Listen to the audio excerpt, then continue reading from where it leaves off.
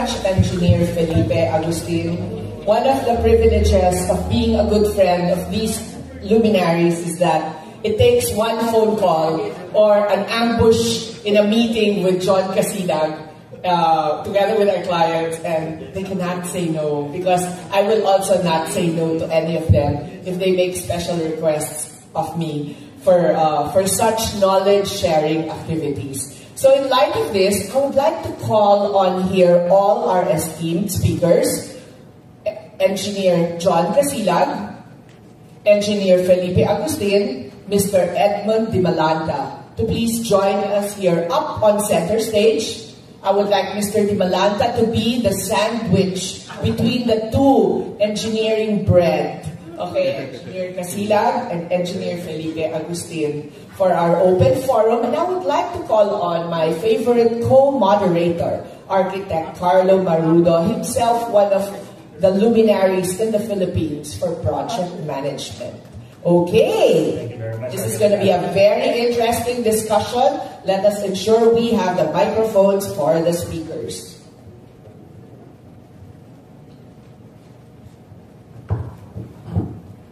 So, as a prelude to your hearty lunch, we shall be serving you not just with great quips from these esteemed speakers, but little pounds of knowledge and kilos of wisdom, aside from morsels of funny quotes that will leave you wanting for more and saying yes to participating in next year's WorldBEX Summit again, as well as supporting our podcast for this, because we will be releasing all the content of this knowledge community online. So stay tuned for that, because you will be able to listen to our speakers again and be able to enjoy all that you have learned. So I'd like Carlo to start our discussion here now. Thank you, and good morning to everyone again, and I'm very, very sure that everyone appreciates the wisdom, the practices, and the experiences that our esteemed speakers have shared to us this morning and this noon. And so let me start with, of course, before we entertain questions from the online. Maybe inquire if ever there are questions from the on-site, our participants here.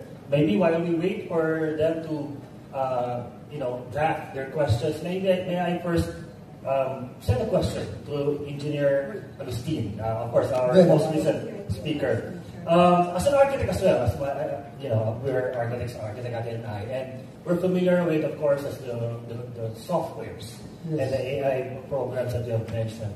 But of course, these softwares and innovations practically applies to like bigger projects, commercial projects. No. Although Sir Isaiah mentioned also earlier, like the sites also applicable to homes. I saw in his slides. Now, in line with that, I'm sure you're going to answer that also very quickly. Well, yes. So while we do agree on the objectives and benefits of sustainability and innovation, noting that majority of your endeavors relies on technology or softwares, what other practical applications can be used for both commercial and residential projects in the Philippines? Yes, so all the softwares that we mentioned are applicable to all type of buildings, regardless the size, and also it can also be applied to existing buildings. Like I've worked on a project in Australia. It's the Australian Taxation Office. It's a very old building, and it was classified by the National Heritage. So and then we've renovated it and re-replanted it, and we still restore the big heritage. And all the softwares they don't have limits and boundaries. Thank you for that, sir. But yes, go ahead, sir. I think the bigger challenge is scale, because the technology is not cheap. There are many attempts to develop in-house tech with our very good programmers, but to bring them to the scale where they become very easy for users to use and learn, where they can cross-platforms without data loss. That's a different discussion altogether. So one of the things that we have to do is how to raise the scale so that the application, the tech, becomes more affordable. Yeah, if I may, I would like to also to jump on that, sir.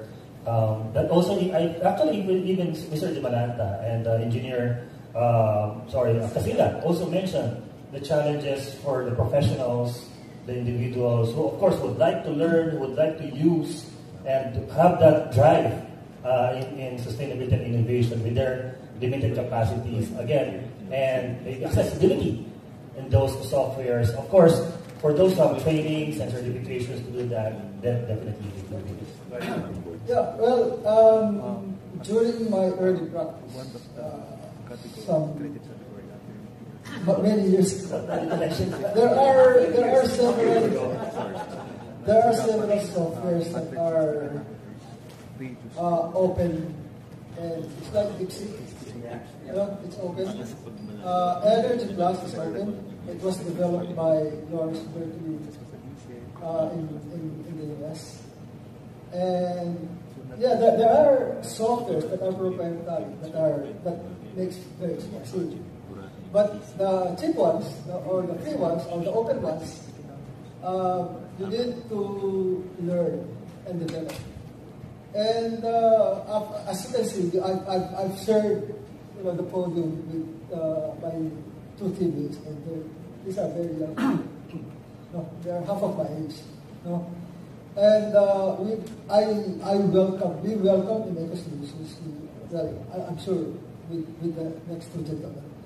We like to share the knowledge. We want to pass it on. That's sustainability. We want to train young people that are dynamic and passionate, and I think one of our roles as their leader is to make it very exciting. Like when you wake up in the morning, I want to do energy orders. Something like that. I agree. That's why we have it, bakit ka tumatayo sa umaga? Di ba, Architect Cathy? Your purpose. Yes, your purpose every morning that you wake up. Yes, sir, if you have any... We would like to discuss that and allow you now, having been exposed to these fine engineers, how does this revisit your purpose? What are the possibilities now circulating in your head? What can somebody who is a specialist in solid waste management now do with all the knowledge of engineering that you have just learned from both Engineer Casilag and Engineer Agustin? Bear in mind that most of our audience members are not just architects. We also have engineers, planners, real estate brokers, mayors, we have local government here, and many others. Yes. Okay. First of all, I'm so thrilled because I am a frustrated engineer.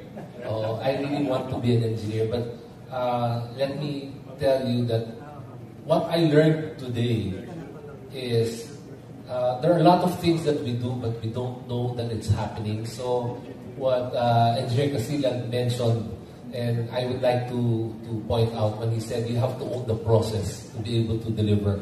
I said, wow, no wonder what we did in getting into the integrated waste management businesses. We started from the cleaning to the hauling to the upcycling, and then our product we sell back to who our clients is. And then with your AI and your experience in Australia, I said, I both told them, why did I only meet you now? Because we cannot be effective by ourselves.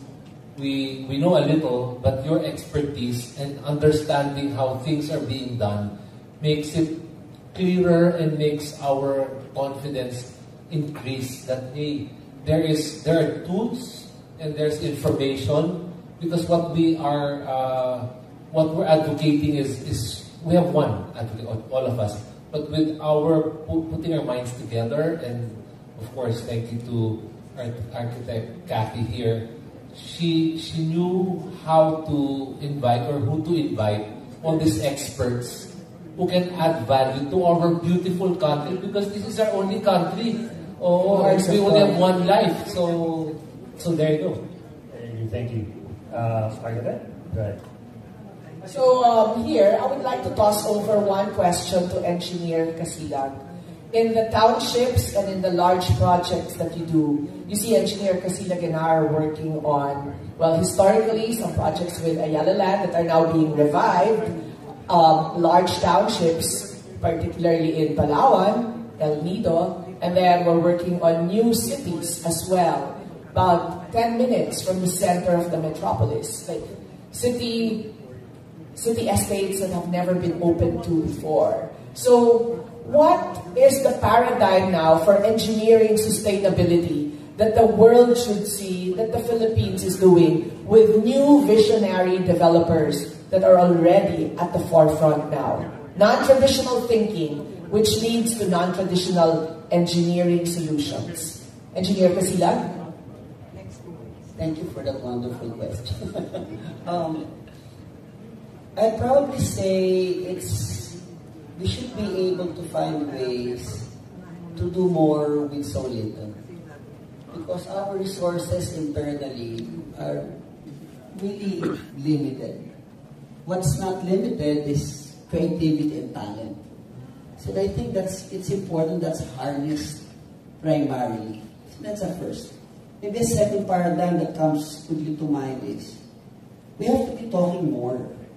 Because the issue, the sustainability issue isn't confined to the architects exclusively or the engineers exclusively, to the construction professionals exclusively. And I feel in some way that we might have been approaching some of these problems in that manner. The planners do their work and the job is transferred to the end, and the end do their work and it's transferred to the contractors. Instead of working it as some kind of a seamless garment that allows us to reap the benefits better. Maybe the third one might be, how do we leverage the tools when those tools are not cheap? And again, sabi nga kanina, we can work with either scale or developing more of the open source tools so that we can more freely share them and allow the professionals to work with them, even the small ones. Excellent insight. Yes, Mr. Nicolanta. Edmund. Okay. Everybody knows that sustainability is expensive. But I am not sure if everybody knows that, at least in our country or in Asia, you can count only a few companies or individuals who are willing to spend. So, our strategy as a company is to work with the private sector. And the private sector, particularly those who are able to pay the services properly. So our clients like Forbes Park, Dasma, Rockwell, Ayala, SM, and BGC, they're one of those. They're a part of the list of our customers, and it is because of them that we're able to become sustainable. And why did I mention sustainability is expensive? Everybody wants to be part of the green thing, the sustainability. But when it comes to price, no matter what my friendship is with the CEO or with the president, I still have to deal with the people who are down there.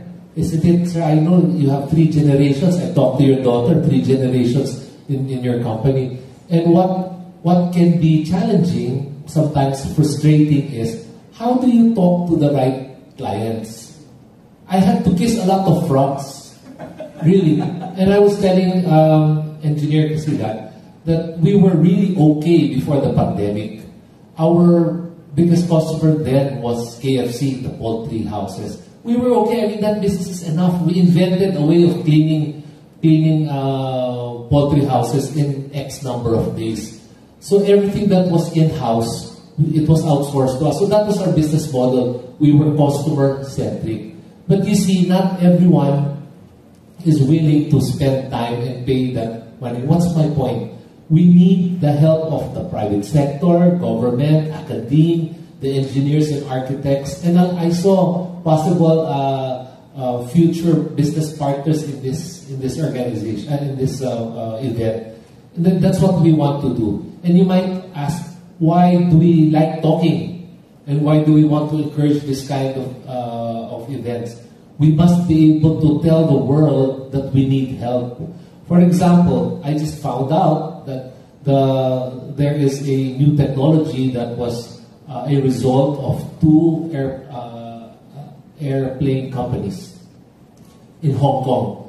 One is Cathay Pacific. I forget what the other airline put together their food waste. Now that food waste is being used to fly an aircraft to the US. So even if we're competing and even if we don't come from the same industries, we must be able to work together. So now I just feel like I found new friends, Arte Carlo. I just have to underline the cost of sustainability, but it can only be achieved for us to be profitable if we can scale.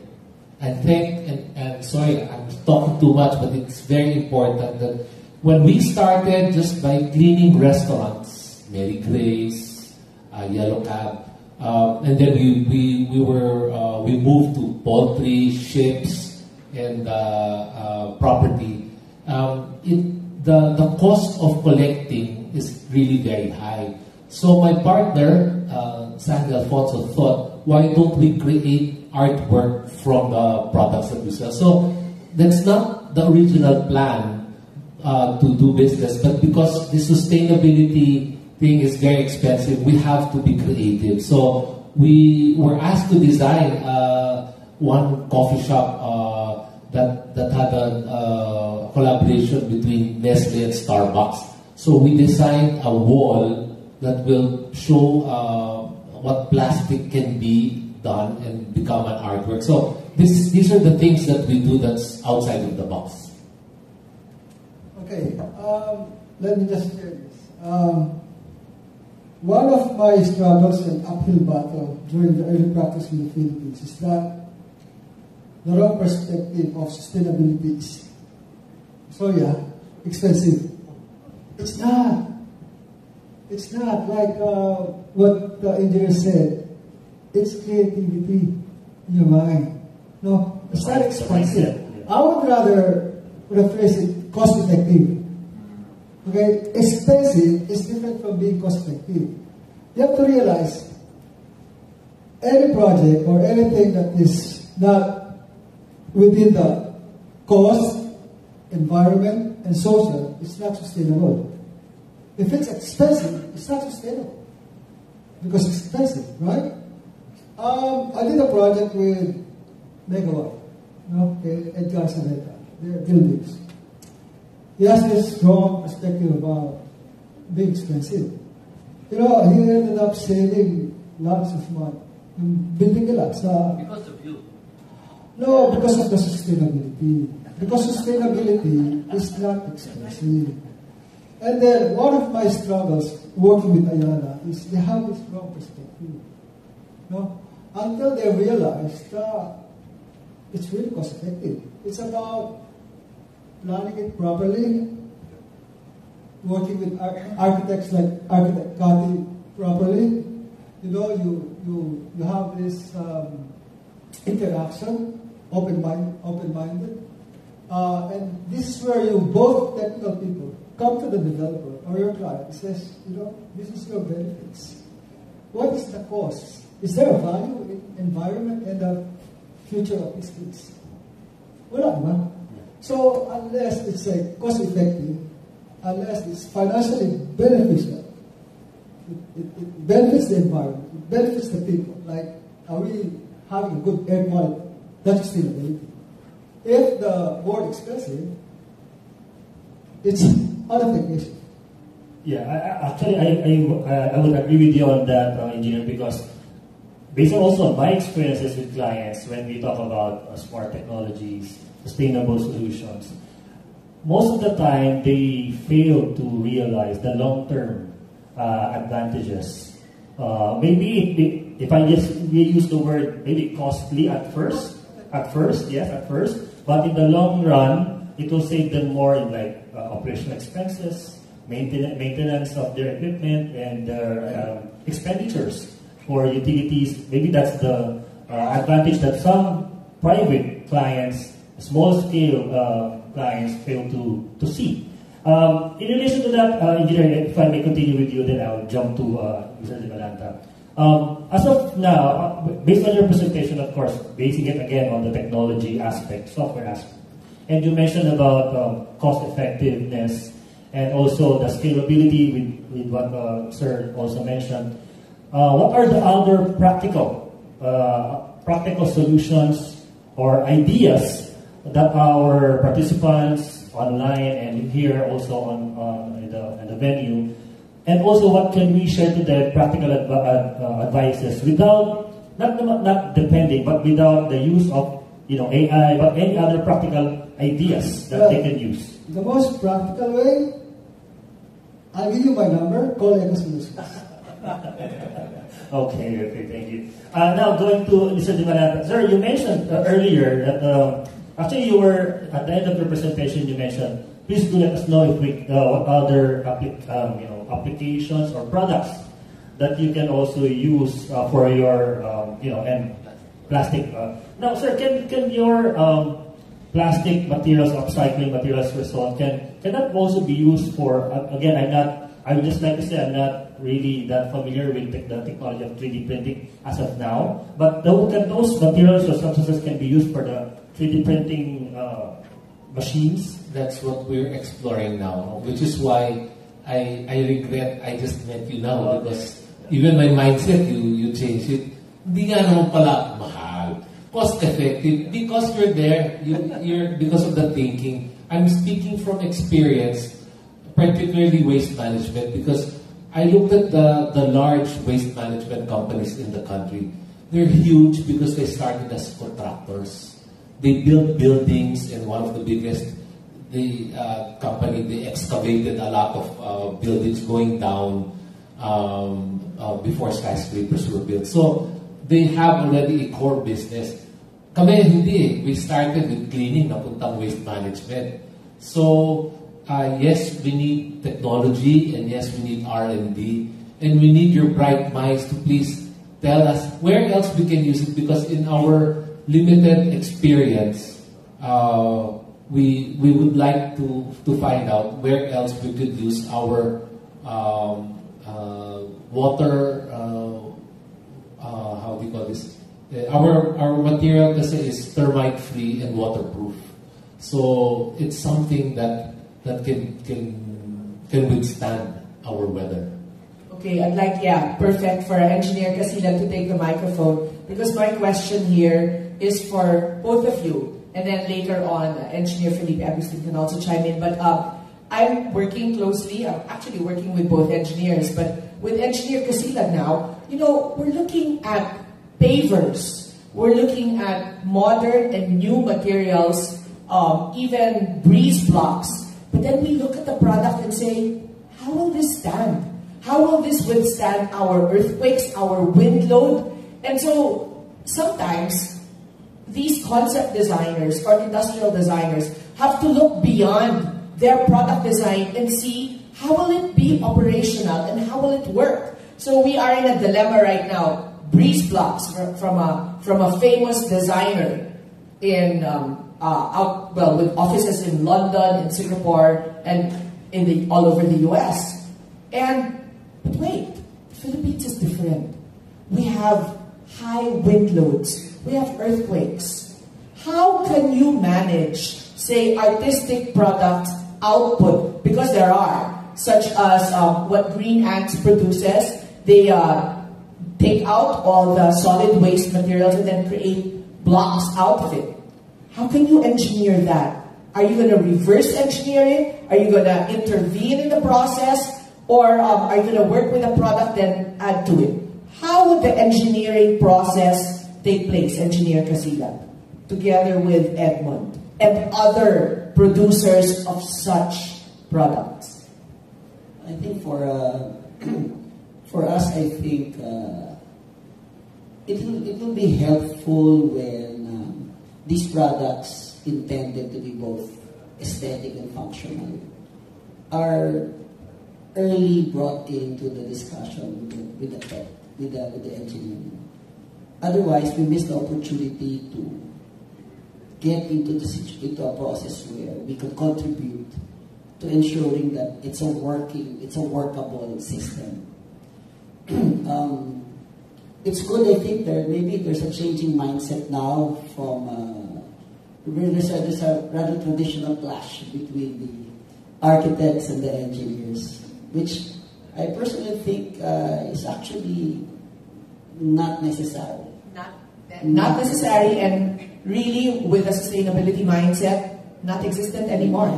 Yeah, all these old-fashioned thinkers before would say engineer, architect, planner, but now we're all part of a team. And that's how it should always be. Very collaborative, together with the developer, the owner, the client, the suppliers. So maybe another way to respond to that is that the engineers have the ability to get into the analysis of the materials at the smallest scale that might allow us to work with the architects and the specialized material suppliers now. Again, to be able to make it work.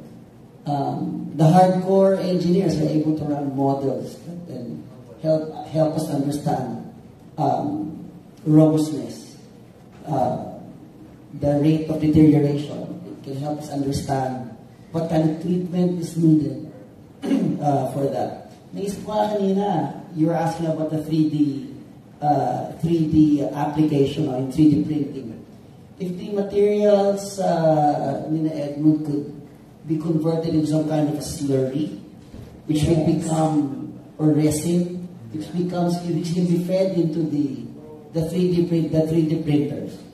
I don't see why it can't work. I think that kind of cooperation has to happen, because that should simply be a nice discussion between the manufacturers of the 3D printers, also produce the resin slurry for you to be able to get a 3D printer out. Yeah, and more and more will be encouraged to use it. For those who have not yet explored using it, more and more will be able to use it because of the cost savings, especially using the slurry. That's right. Yeah. Okay. I'd like to build on your comments of review. We have been approached by utility companies because they see what we're doing is we're really building an industry.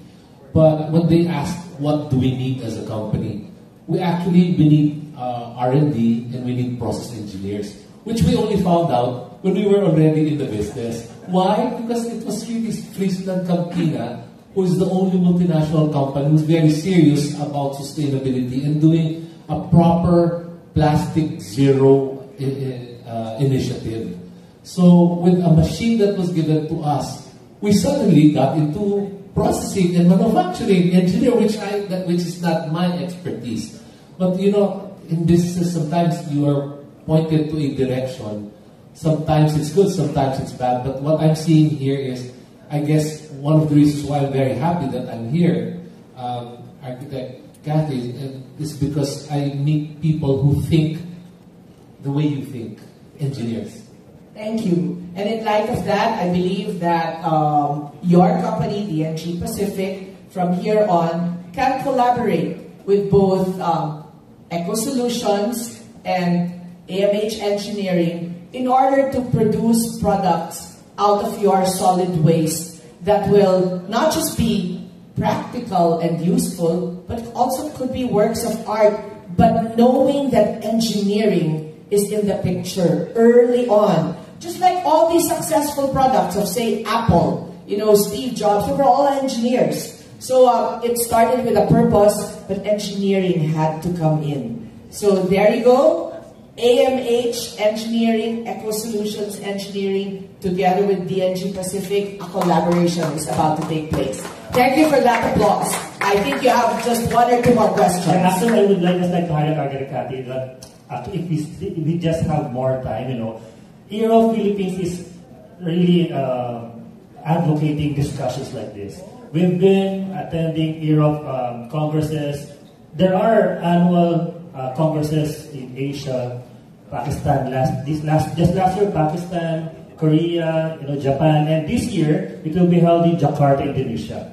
And I'm sure that our organizers there will welcome some suggestions of speakers, exactly. And collaborations yes. take place, plus access to global resources to assist our country and help us manage some of our pollution problems and waste management issues. Yes. I know I'm limited time. I have to underline the fact that this kind of collaboration is very much needed in what we are doing, especially the way businesses are being run right now. There's no one person who can be an answer to everything. For example, waste management is just too much.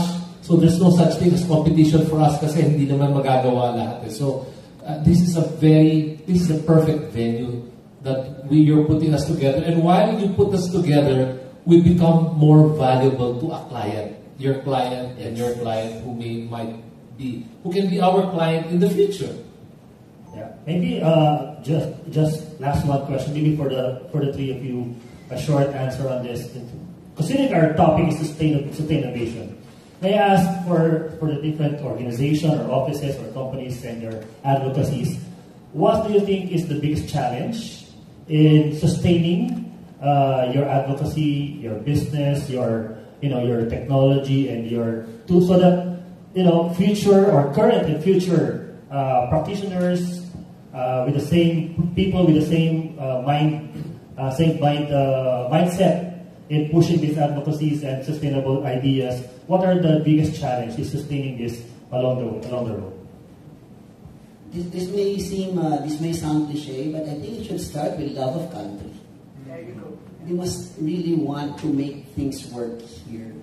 That means finding ways to breed and grow and keep our talent, finding ways to collaborate so that the talent can be more productive, and hopefully more and more we have better opportunities for government and the private sector, the businessmen, to be able to make these things work. I think that's fun. Very nice. Very nice. I like to say, yes, I agree, but I remember there's another thing that is very real to me. When we started with DMCI 7 years ago, we went as simple as talking to the condo owners or people who live in the condo. We went to education, so we tried to teach them. How do you get them? First, sir, the question is, how do you get them to join that meeting, yung association meeting? No matter what ensaymada or chocolate we bring, or even globe or smart, ang dumarating 20 people may-ari ng units 2,000. I mean, you get 20 people, 5 doon, pililian, 10 doon, basta education. So what we did as a company is, we said, we will focus on education. So I talked to 2 schools, and they're already putting together a curriculum to teach people, kids, at grade 1 pa lang, we want to be like Japan. Of course, it's a very very high, steep target. But why not get these schools to prepare a curriculum so that in their hearts, love of country, they will know why we are doing all of these things. So now it's not only mitigation. We are now avoiding. This is really planning ahead so that our waste issues will not be bigger than it could be. Thank you very much, sir. Yeah, so let's walk the talk. Okay. I was an Australian citizen in 2009. Okay, and I lived a comfortable life back in Australia. But then I think I was Australian citizen in 2005. And then I find my way back to the Philippines, setting up an office, struggling to share the experiences and knowledge that I've gained overseas. So that's love for your country. And my next episode is to pass on, like Janelle, Isaiah, and all young people in our company. So we try to educate them, we pass on the skill, we enhance the skill, we encourage the young people So they will be the next guy. When the changing of guards, at least we are prepared. One last thing, sorry, I can relate to you, sir. I also lived abroad for 10 years. I was brought back to the Philippines because of the mission, for the love of country. And now my 2 children studied environmental studies and sustainability, both from the US. And without me telling them what to take, they're taking that because it's relevant. What is my point? I told my children and my friends and children of my friends, we cannot see this in our generation. So what we're doing is a legacy business. So when you were called here, I can relate to you, sir. I said, let's continue to love our country. Thank you very much, our esteemed speakers. Thank you. This discussion could go on and on. You can create a channel and you will still enjoy it, and I guarantee you, you will not get bored. I have a long list of questions, actually. Yes, but we will be sharing more. So I told you we will ear off together with WorldBEX. We'll create some sort of a podcast for this, so that the Knowledge Summit will go on even if the convention is long over. So please enjoy your lunch. We would like to say thank you so much to our 3 gentlemen. Could we have our certificates over and our photo up? Because this afternoon, we have another excellent speaker up and coming. So we would also like to invite in front our chapter president, Architect Star Marudo. Our also EROF officers and area vice president Architect DT Florentino. So once again, this is a collaboration between WorldBEX and EROF. EROF stands for Eastern Regional Organization for Planning and Human Settlements. We are an association of engineers, architects, master planners, real estate professionals, developers, people who are involved in planning and housing. So we are the Philippine chapter. Prior to our chairman now coming from Pakistan, our previous chairman is from Indonesia, and he also currently holds a government post, being the vice governor of East Java. So it's an interesting organization, and we hope that you can join. So we would like to say thank you again to these 3 gentlemen who happen to be friends of mine, and I'm so proud that they are my friends, and I work with them all the time. Engineer John Casilag, AMH Engineering, okay, Mr. Edmond Dimalanta, DNG Pacific, Engineer Felipe Agustin of Eco Solutions.